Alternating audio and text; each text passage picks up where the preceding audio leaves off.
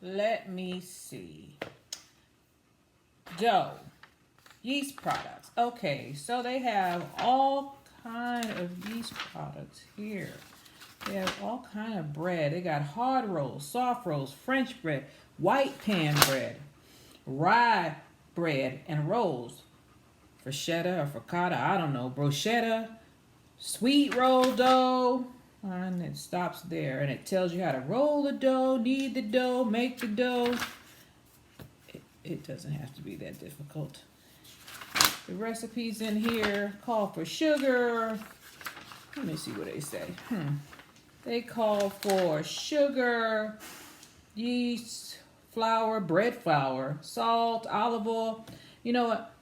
I ain't gonna do that. I'm gonna do it the easy way. All right, I'm gonna teach you how to make artisan bread, I guess. I don't know, poor man's bread, but tastes better than store-bought bread. It's kind of like a French roll, except you do it at home, and it'll be fresh, and it'll be hot, and it'll be good. Trust me. This is Jamerica. Please like and subscribe, and I'll be right back. I'm going to teach you how to make this bread. Hey, so what I'm going to do is make a rustic artisan bread. Real simple, right? I went to school for, culinary arts, and my teacher was like, you know what, Jamerica, you need to weigh it and do all this stuff. And I was like, I've been cooking for a long time, and I don't know. And, she was right because she was a professional pastry chef, but I'm not. And I don't have time to do all the things that it was incorporated in the industrial side of bread baking. Bread baking. Anyway, so what we're going to do is we're going to get some flour, right? And we need to get 3 cups of flour. All right, I didn't get my cups out. So I like to sift my flour. Just a thing. You don't have to do it, but I recommend you do. And guess what? That doesn't fit in there. Lord, here we go. What is this one? This one is 1/3 of a cup. Okay, I'm gonna use this one since this one is ready. So I'm gonna use 9 of these. 1, 2, and you can see I'm being real liberal about it. I'm not leveling it off. 3, 4, 5, 6, 7, 8, and that's 9. So that's 3 cups of flour. I'm gonna sift that out. All right, try not to make a mess. All right, we're sifting.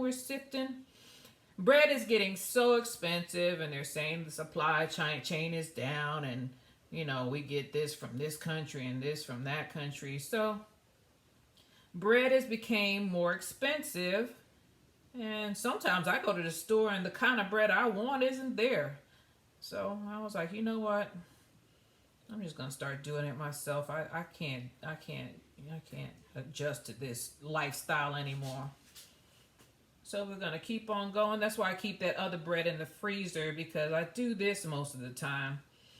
I don't do it unless I'm going to use it, because this is fresh bread. It will mold on you quicker. The other one has all kind of stuff to preserve it. This one is probably healthier it is healthier for you. If you want, you can get wheat flour and do the same thing. I mean, the less processed the flour is, the better it is for you. So we're going to keep on. Some people make their own flour. I haven't started doing that, but maybe I'll go into that later on in my life. Because right now, I don't think I want to start making bread. I mean, excuse me, I don't want to start making flour. That's going a bit too far for me. I'm not that handy. No, I shouldn't say handy. I just don't want to do it. I just don't want to do it. It's not something in my to-do list. It's not on my to-do list.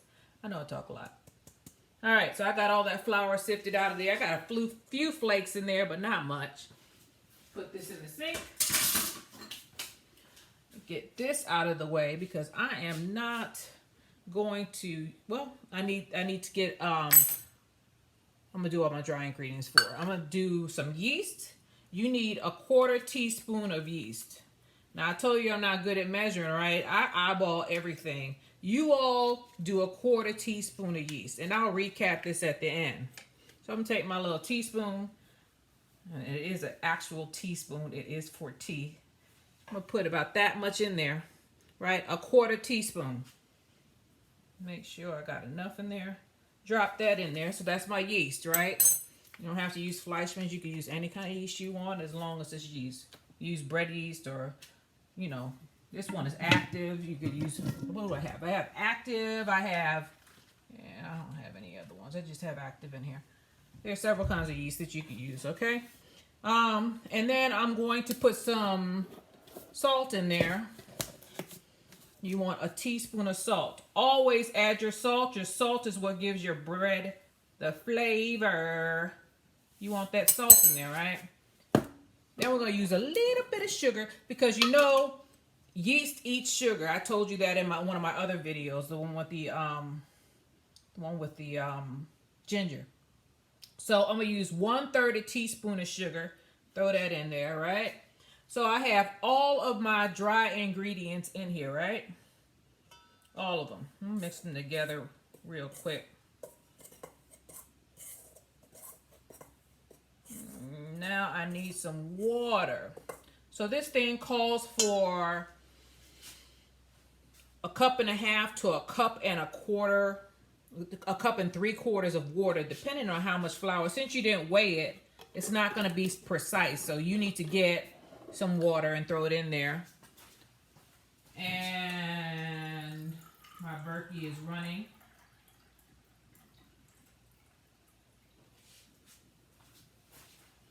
You can use a bread mixer for this. I don't, but you can. You can use a bread mixer. It's faster with the bread mixer, but I don't like the cleanup behind the bread mixer. I'd rather just do everything in one bowl and get it over with, so I don't have to mess with it. So I put about 1.5 cups in there right now, just to get it started off. And I'm gonna mix it. And it's not, initially it's gonna look like it's a cake batter, but then it's gonna get real hard. It's gonna get harder and harder to stir it, right? And keep on moving it around. Clean hands. Let me wash my hands, okay? Got flour all over my hands. If you want to, you can use gloves. I might use gloves, as a matter of fact, this time, because I was out in the yard earlier and I don't trust my nails. I just scrub my hands as much as I'd like to. Let me go and get these gloves. So they sell these gloves like $100 each at Walmart. It's more sanitary, but it costs you extra to use gloves. I am going to use my gloves because I'm going to need this and I'm going to need it a lot. Okay? Need it a lot. Okay, making the dough. My hands. So I can't get my glove on. I'm getting ready to rip the glove. This thing's giving me a hard time. It's giving me the business. Look at that. Oh, Jesus Christ. I shouldn't use the Lord's name in vain. Didn't mean that, God. Forgive me. All right, I got my glove on. That's one glove. Let me dry my hands off more. That's why it was giving me such a hard time. Maybe it's because I bought some cheap gloves. I don't know. Maybe it's not powdered. It's the glove's fault. It's not my fault. So, all right, I got my gloves on. Take this spoon out. And I'm going to start moving this dough around.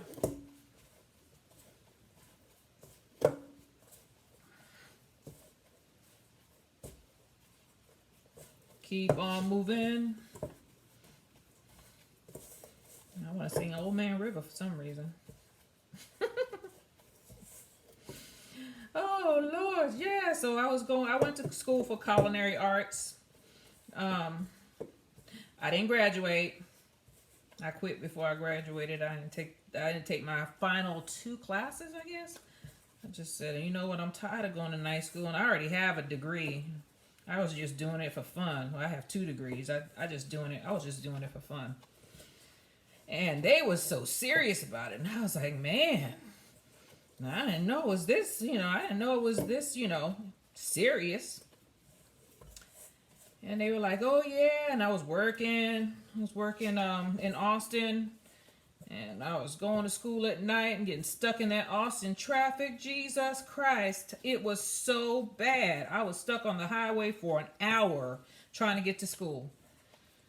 And anyway, I went to the pastry chef and I think I got an A or a B in the class. I guess she didn't like me. I don't know. I didn't follow directions very well. You could just tell she was like, weigh and scale this and scale that. And I was like, man, just trying to get through this. My food is going to come out good. Trust me. She didn't like that. So what did I make? Creme brulee. And she was, your creme brulee is a little burnt. I was like, lady, come on now. It's brown. It might be a little burnt on the sides, but it's brown. She would take her little spoon and tap it. And if it didn't make that click, click sound, for those of you who eat creme brulee, man, it made the click sound. I don't know what was wrong with her that day. She must have been like, I'm going to teach this girl a lesson. She don't want to listen to me. She don't want to measure nothing. Well, I would measure, but I wouldn't scale it. She don't want to do what I tell her to do. I'm going to fix her butt. B. Okay. Ruined my A average streak. I didn't talk to her no more after that class. I'd see her in the hallway and when I was taking my other classes, I was like, no love for you. You graded me unfairly, lady. It's a good thing I'm doing this for fun. I'd really be mad at you. Anyway, so you got your dough here, right? And you don't want to overwork your dough, right? You do not want to overwork your dough. And you see the dough is a soft, but it's not sticking to the glove. And it's just a ball of joy. A ball of joy. Put it back in there, right? Now, the thing about bread, see, I'm taking off my gloves. Once you get all that stuff done, you are going to cover it and let it sit for a minimum of 3.5 hours. So I am going to get a plate.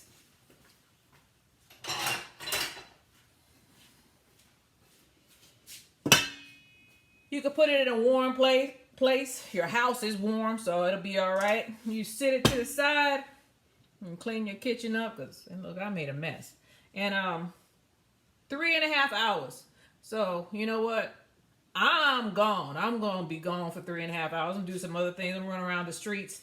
And I'll come back later on. I don't know when, but it'll be over 3.5 hours when I get back.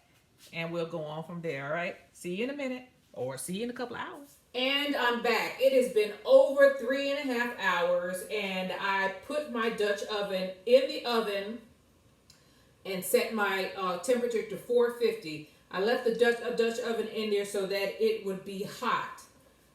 I'm going to put some butter in there to make sure that my bread does not stick to the bottom of this, or the side or the bottom of this Dutch oven. It's not going to burn your butter to 450. This pan is hot. It's at 450, okay? So as you can see, my dough has doubled in size. Now, what we just did prior to this, when we let it rest, is called proofing. Most of the time people sit it in the sun, but as I told you on the previous snippet, your house is warm, so you could put it on a windowsill if you want to, but I didn't think that it was necessary. So I'm going to take my dough out, right? And my dog is barking at somebody. Take my dough out, get a little bit of flour. Let me get some flour on my hand. Out.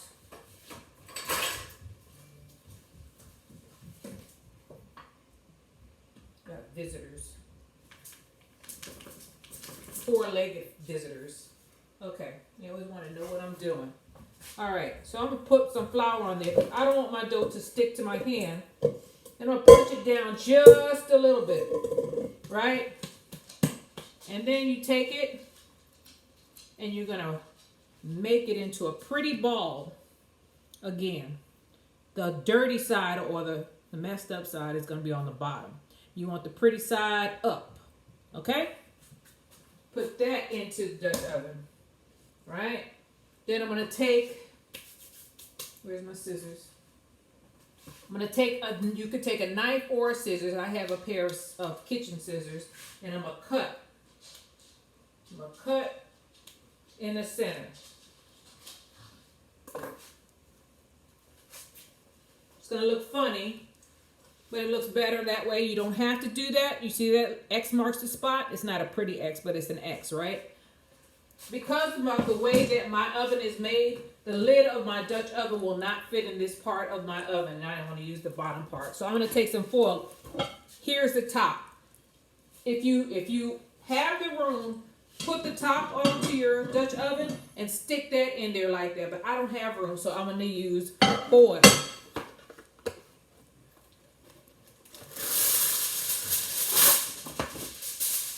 And I got to be careful because this pot is hot.